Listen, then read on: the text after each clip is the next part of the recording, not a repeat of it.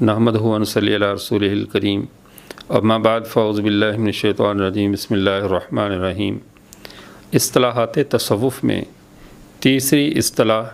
جو عام طور پر تصوف کے چاروں سلسلوں میں استعمال ہوتی ہے وہ لفظ نسبت ہے۔ اس نسبت کا مطلب کیا ہے اور یہ نسبت سے کیا مراد ہوتی ہے؟ معزز سامعین، نسبت کہتے ہیں کہ اشتغال بالذکر کے ساتھ یا اشتغال بالتدارس کے ساتھ، یعنی درس و تدریس کے ذریعے یا اللہ کا ذکر کرنے کے ساتھ دل میں ایک ایسی کیفیت پیدا ہو جائے کہ اللہ کے ساتھ اتنا تعلق مضبوط ہو کہ بغیر اللہ کے ذکر کے دل کو سکون محسوس نہ ہو، دل کے لیے یہ ذکر اللہ خوراک بن جائے، ہر وقت اللہ کی یاد میں دل مشغول رہنے لگے، اس کو نسبت کہتے ہیں۔ اور وہ انسان جس کو مشاہدہ حق اور اللہ تعالیٰ کی ذات میں ایسا انس پیدا ہو جائے کہ اس کے دل میں ماسوا اللہ کے خیالات نکل جائیں، اللہ کے ماسوا اس کے دل سے ہر بات دور ہو جائے اور اسے ہر بات میں صرف اللہ کے نام سے لذت آنے لگے، ایسے شخص کو صاحب نسبت کہا جاتا ہے۔ یاد رہے دنیا کی وراثت نسب سے ملتی ہے اور دین کی وراثت نسبت سے ملتی ہے۔ نسب جب تک اگر کوئی آدمی کسی کے نسب میں نہ ہو اس کو دنیا کی وراثت کا کوئی حصہ نہیں مل سکتا، اور جب تک رسول اللہ صلی اللہ علیہ وسلم سے روحانی نسبت نہ ہو اس وقت تک علم کا روحانی فیض اور علم کی جو معرفت ہے، اللہ کے قرب جو ہے، وہ اس وقت تک نہیں مل سکتا۔ تو اس نسبت سے کے ساتھ لوگ ترقیات میں یہ ترقیات ان کو ہوتی ہیں اور لوگ صاحب نسبت ہوتے ہیں، اور ہر وہ بزرگ صاحب نسبت کہلواتا ہے کہ جس کو اللہ کے ساتھ خاص قسم کا انس اور خاص قسم کی کیفیت اس کے دل میں راسخ ہو جائے، اس کو صاحب نسبت بزرگ کہا جاتا ہے۔ اس صاحب نسبت کی پہچان کیا ہے؟ حدیث میں اس کے لیے لفظ سکینہ استعمال ہوا ہے، اور اصحاب تصوف نے اس سکینہ کے ساتھ لفظ نسبت کا یعنی تبادلہ کیا کہ اس کی جگہ پہ لفظ نسبت کو استعمال کیا۔ حدیث میں جو سکینہ کا لفظ ہے یا تصوف میں اصحاب نسبت کا جو لفظ بولا جاتا ہے، اس کا مطلب کیا ہے؟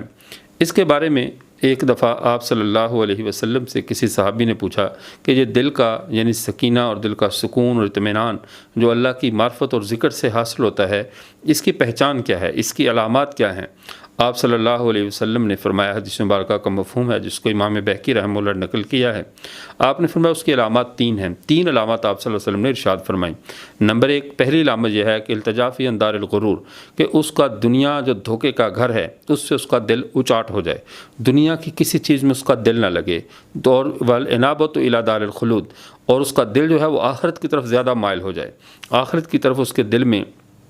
ایسی رغبت پیدا ہو جائے کہ وہ دنیا سے اس کا دل اچاٹ ہو اور آخرت میں اس کا دل لگتا ہو، وہ یعنی اللہ کے ساتھ ملنے کے لیے بےتاب ہو جائے۔ اور واستعداد الموت قبل نزولہ، اور موت کے لیے تیاری ہو موت کے آنے سے پہلے ذہنی طور پہ موت کے لیے تیار ہو جائے، تو یہ شخص صاحب نسبت ہے۔ اس کو کہتے ہیں نسبت حاصل ہو گئی۔ دل میں دنیا کی نفرت، دنیا سے دل اچاٹ ہو، دنیا کی کسی چیز میں اس کا دل نہ لگے، لیکن اگر دنیا میں تو ایسا دل لگا ہوا ہے کہ صاحب تصوف ہونے کا بھی دعویٰ ہے اور باقاعدہ برانچیں بنائی ہوئی ہیں اپنی تصوف کی، اور خواہش ہے کہ دنیا کے ساری بڑی بڑی مالدار پارٹیاں مجھ سے بیعت ہو جائیں، اور ساز یہ ہے کہ وہ ہر کسی ٹاؤن میں کسی بھی نئی ہاؤسنگ سوسائٹی میں میرے مکانات اور میری کوٹھی بھی ہر جگہ پر موجود ہو، گاڑی کا سب سے لیٹسٹ ماڈل ہر مہنگی قسم کا میرے پاس ہو۔ تو یہ پہلی صفت ہی نہیں پائے گی اصحاب نسبت کی، کہ جب دل میں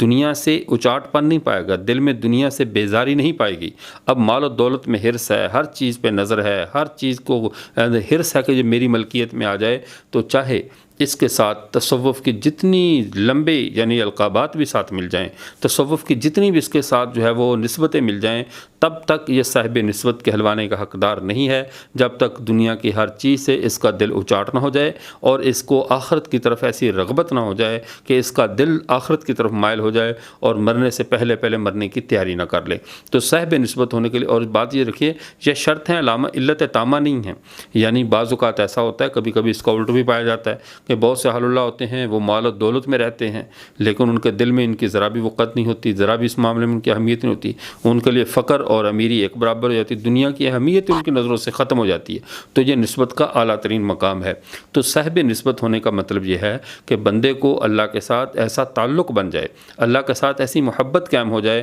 کہ اس کے اللہ کی یاد کے بغیر اس کا دل کو سکون نہ پکڑے، کسی طرح بھی اس کو سکون نہ، جب تک اپنے رب کو یاد نہ کر لے، جاگتے میں سوتے ہر حال میں جب بھی اس کو موقع ملے اپنے خدا کے ساتھ مشغول رہے، ایسے شخص کو صاحب نسبت کہا جاتا ہے۔ اور تصوف کا سارا دار و مدار اسی نسبت کے لیے ہے، اسی تعلق کے قائم کرنے کے لیے ہے۔ نسبت کا مطلب یہ نہیں ہوتا کہ فلاں پیر سے میری نسبت ہے، فلاں بزرگ سے نسبت ہوگی تو وہیں پہ بریک لگ جائے۔ اور جو شیخ مریدوں کو صرف اپنے تک روک کر رکھتا ہے اور مرید کے آگے اللہ کی طرف اس کو یعنی ریفر نہیں کرتا، اللہ تک نہیں پہنچاتا، تو یہ معاذ اللہ اس کو کہنا تو نہیں چاہیے، لیکن حقیقت یہی ہے کہ یہ شخص اللہ کے راستے میں اہل اللہ کی شکل میں اہل اللہ کے جو اللہ کے راستے پہ چلنے والے ہیں ان کے لیے رکاوٹ بن چکا ہے۔ پیر کی حیثیت آئینے کی ہے کہ جب انسان کی شکل آئینے میں آمنے سامنے ہو جائے تو آئینہ درمیان میں موجود ہوتے ہوئے بھی وہ نظر نہیں آتا، آئینہ کہ یہ بھی درمیان میں موجود ہے۔ تو پیر کی حیثیت یہی ہے کہ انسان کو رب سے ملا کر جیسے جیسے مرید خدا سے ملتا جاتا ہے پیر درمیان سے نکلتا جائے،